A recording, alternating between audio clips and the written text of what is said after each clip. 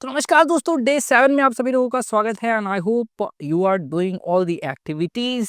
You are doing meditation every day. आप gym जा रहे हैं, बाहर निकल रहे हैं, बात कर रहे हैं आसपास, और इसकी वजह से क्या होगा कि आप धीरे धीरे देखेंगे कि एंगर पर कंट्रोल आपको आने लगेगा, क्योंकि 7 दिनों में भी 6 दिनों में भी हमने जो बातें करी हुई हैं वो बहुत ही ज़्यादा इंपॉर्टेंट है आप लोगों के लिए। वो भी फॉलो कीजिए, क्योंकि एक प्रोसेस होती है, गुस्सा एक हैबिट होती है और हैबिट को जो है ट्रांसफ़ॉर्म करने में, चेंज करने में टाइम लगता है। इस वजह से थोड़ा-सा आपको ध्यान देना है। डे 7 में सेल्फ चेक पॉज़ टेक्निक करेंगे। इसमें क्या करेंगे कि 3 सेकंड रूल हम रखते हैं। जैसे कि 1 सेकंड में हम ये सोचेंगे कि हम क्या फ़ील कर रहे हैं। अभी जैसे आपको गुस्सा आता है, तो आप देखिए, अच्छा मुझे गुस्सा आ रहा है अभी, right now I am getting angry. फिर उसके बाद क्या होता है, 2 सेकंड में व्हाट ट्रिगर्ड दिस, किस वजह से गुस्सा आ रहा है। फिर 3 सेकंड क्या होगा कि is this the best way to respond, क्या मैं जो करने जा रहा हूँ, क्या मैं जो चिल्लाने जा रहा हूँ, किसी को गाली देने जा रहा हूँ, किसी को मारने जा रहा हूँ, किसी पर भड़ास निकालने जा रहा हूँ, क्या ये सही तरीका है? या इसके अलावा भी कुछ हो सकता है जो कि इससे ज़्यादा बेटर है, and I think that I should do that thing rather than responding. अब फिर आगे क्या है कि प्रैक्टिस पे देखेंगे। प्रैक्टिस आपको करनी है। अगर आप अगली बार ऐसा कुछ आए तो थोड़ा-सा पॉज़ लीजिए, रुकिए, शांत हो जाइए। अब जैसे कि आपका पार्टनर आपको क्रिटिसाइज़ कर देता है, तो 3 सेकंड आपको रुकने हैं कि रुक जाइए, अच्छा ठीक है, इसने मुझे ये बोल दिया, कोई बात नहीं, मैं इसको रिस्पॉन्ड करता हूँ। थोड़ी देर रुक जाओ आप, तो बताता हूँ मैं आपको फिर। ऐसे करना है, बताने का इन द सेंस भी गुस्सा नहीं हो जाना है। अब यहाँ पर रिप्लेस क्रोध विथ क्षमा, और सबसे बड़ी बात यहाँ पे क्या कही जा रही है कि अब आपको ट्राई करना है कि आपका जो क्रोध है ना, वो क्षमा के साथ आपको उसको डील करना है। क्षमा मतलब फॉरगिवनेस। अब फॉरगिवनेस, अगर आप किसी को किसी चीज़ के लिए फॉरगिव कर देते हैं, कहते हैं कि चलो कोई बात नहीं, जो हो गया सो हो गया, अब अपने मन में ही कर दीजिए। जैसे आपने किसी को कोई काम कहा, उसने नहीं किया, किसी को कोई असाइनमेंट दिया, उसने कंप्लीट नहीं किया। अब जैसे फॉर एग्ज़ाम्पल इन 6 दिनों में आप लोगों ने जो-जो मैंने कहा था वो असाइनमेंट लिखा है कि नहीं लिखा है, कुछ लोगों ने लिख लिया होगा पूरा, कुछ लोगों ने 5-6 दिन लिखा होगा, कुछ लोगों ने जो है 2-3 दिन ही लिखा होगा, कुछ ने तो लिखा ही नहीं होगा, कुछ भी नहीं लिखा होगा। और कुछ होंगे कि जो पूरा वो भी लिख रहे हैं, प्लस साथ-साथ जो और चीज़ें मैंने बताया है उसको भी लिख रहे हैं, प्लस नोट डाउन भी कर रहे हैं जो-जो इम्पोर्टेंट चीज़ें हैं उनके लिए। तो ये चीज़ होती है ना, और ये जो चीज़ें हैं इसको आपको ध्यान देना है, समझना है। और मैं सोच रहा हूँ कि एक आपका कोट का ना, एक कोट मैं आपको दूँगा। आप जो आपके सारे ही कोर्सेज़ हैं, जो भी आप कोर्स परचेज़ करेंगे उसके लिए स्पेसिफ़िक मैं कोड बना रहा हूँ, और वो कोड आपको मिल जाएगा, चाहे वीडियो के डिस्क्रिप्शन में मिल जाए, जो रिसोर्सेज़ का सेक्शन आपको मिलेगा, या फिर मैं अलग से उसको डालूँगा, लेकिन वो आपको एज़ अ बोनस मिलेगा, और उसको आपको क्या करना है, ले जा कर के थोड़ा-सा मैं रंगीन बनाऊँगा बढ़िया-सा, और बढ़िया थीम के साथ बनाऊँगा, जिससे आप उसको दीवार में प्रिंट आउट निकलवा लीजिएगा। ₹20 का प्रिंट आउट आपका निकल जाएगा, ₹30 का। और अगर अच्छी क्वालिटी का निकलता है तो बढ़िया है, वरना आप नॉर्मल पेपर पे कलर प्रिंट आउट भी निकलवा सकते हैं। उसको आप अपने, जहाँ पर आपकी निगाह सबसे ज़्यादा जाती है, आप स्टडी कर रहे हैं आपके सामने, वर्क के सामने, तो वहाँ पे वो अगर आप कोट लगाएँगे तो it will help you a lot to get out from that situation, क्योंकि वो बार-बार वो कोट से फिर आपको मेरी याद आएगी, वो कोट से आपको फिर याद आएगा हमारा कोर्स, फिर आपको वो याद आएगा 21 दिनों वाला संघर्ष, तो उससे आपकी जो ये सारी चीज़ें हैं ना, वो थोड़ा और बेटर होंगी, ठीक है?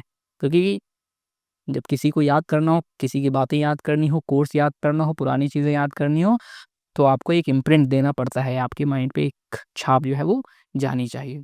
तो आगे बढ़ते हैं, यहाँ पे क्या लिखा गया है कि क्षमा वीरस्य भूषणम, यानी forgiveness is the adornment of strong.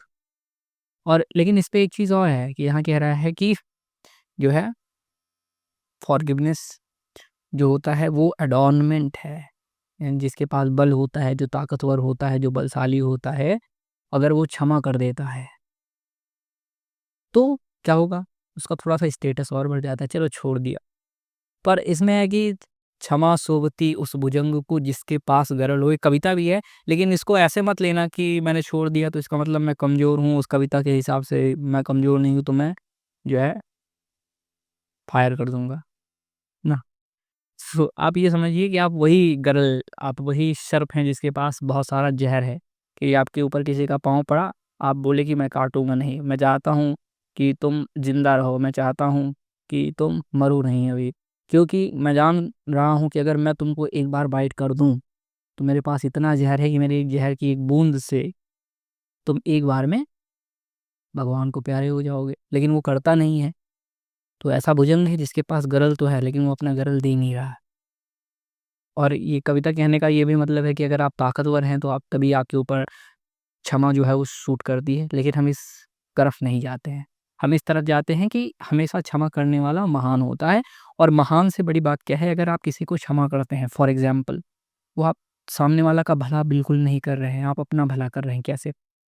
जैसे आप किसी से एक सिली आर्गुमेंट में पड़ जाते हैं, आपका आपका दोस्त है, आपने उसको 5,000 रुपए दे दिए हैं, 10,000 रुपए दे दिए हैं, ठीक है? या 1 लाख, 5 लाख जितना भी दे दिया है।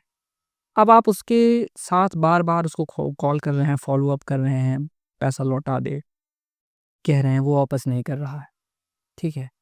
और फिर आप बाहर जाकर के कह रहे हैं, "अरे यार, ये बहुत बेकार आदमी है, मुझसे बार-बार पैसे माँगता रहता है, पता नहीं क्या है।" तो आपके कानों में ये खबर जाती है कि ऐसा हो गया है। अब जितना उसके साथ आप आर्गुमेंट में पड़ेंगे, जितना उसको फँसाने की कोशिश करेंगे, जितना उसके ऊपर आप अपना पैसा लेना गलत बात नहीं है। लेकिन जितना आप टाइम अपना काम-धाम, फैमिली ये सारी चीज़ें छोड़ कर के उसके पीछे भागेंगे कि वो 5 लाख ले लूँ, 10 लाख ले लूँ, हो सकता है कि आपके बिज़नेस में उससे ज़्यादा नुकसान हो जाए। हो सकता है आपकी क्वालिटी ऑफ लिविंग जो है वो बहुत कम हो जाए। जैसे आप तो बिना फालतू के किसी से रोड रेंज में पड़ जाते हैं। या कई बार क्या होता है कि आपकी गलती नहीं रहती लेकिन सामने वाला चढ़ने लगता है, फिर वहाँ पे आप फाइट करते हैं। देखिए, कई सिचुएशंस में it is important to show someone कि क्या एक्चुअल में होना चाहिए। लेकिन कई जगह ऐसा होता है जहाँ से हम निकल सकते हैं। अगर हमें लगा कि हाँ ठीक है 2 मिनट की बात है, ये हट जाओ। अब कोई-कोई है जो है कि अब रोड पे तो आपको एक ही बार मिलेगा, वो दोबारा पता नहीं कब मिलेगा, नहीं मिलेगा, जानता है ही नहीं जानता है। कोई आपको सामने से रोज़ परेशान कर रहा है तो हाँ, उस पे एक्शन लेना ज़रूरी हो जाता है, इम्पोर्टेंट हो जाता है।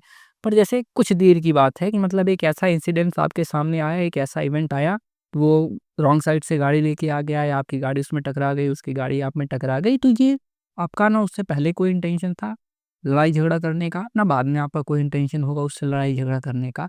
These all incidents were just caused by that accident, that incident जो कि आप दोनों के बीच में हुआ है। अब अगर वो ना होता, तो ना आपसे उससे मतलब था, ना उसको आपसे मतलब था। तो मतलब ये क्या है, शॉर्ट टर्म चीज़ है जो कि अगर आप थोड़ी समझदारी दिखाते हैं, तो वहाँ से आप निकल सकते हैं, आप जा सकते हैं, क्षमा कर सकते हैं, ठीक है? 2-4 एक्स्ट्रा बात वो बोल देता है तो भी सुन सकते हैं। हाँ, अगर आप उसमें पड़ जाते हैं, फिर जो है चीज़ें थोड़ी-सी और कॉम्प्लेक्स होंगी, लड़ाई-झगड़ा हो सकता है, मार-पीट हो सकती है दोनों के मध्य, फिर एफआईआर, पुलिस, फिर आगे-पीछे घूमना-टहलना, कलह, ग्रह क्लेश होता रहता है फिर ये सब ना। तो अगर कहीं पे ऐसा ऑप्शन है कि आपको जो है चीज़ें परेशान कर रही हैं, तो देखिए क्या उससे आप थोड़ा-सा निकल सकते हैं समझदारी के साथ, तो वो ज़्यादा बेटर चीज़ होती है। देखिए, ऐसा एक्सेप्शंस होते हैं, मैं ऐसा नहीं कहूँगा कि तब तो फिर भाई कोई भी आएगा मेरे ऊपर चढ़ जाएगा, फिर ये ऐसा-वैसा।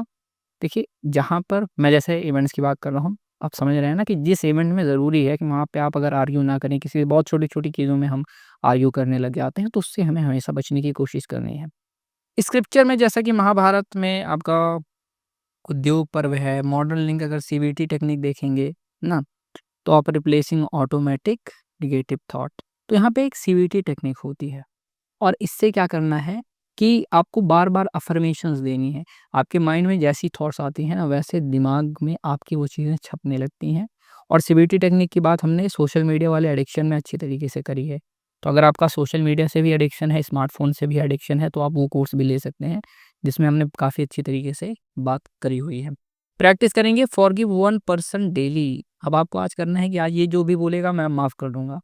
सबसे अच्छी बात क्या है कि जैसे एक इंसान के ऊपर आपको गुस्सा आता है, अपने घर में किसी के ऊपर, अपने भाई के ऊपर, अपने बॉस के ऊपर या फिर अपनी गर्लफ्रेंड के ऊपर, अपने बॉयफ्रेंड के ऊपर, तो आज कहिए कि आज मैं अपने गर्लफ्रेंड को या अपने बॉयफ्रेंड को, अपने बॉस को या अपने भाई को, कलीग को मैं आज माफ़ करने वाला हूँ, आज कुछ भी करे वो।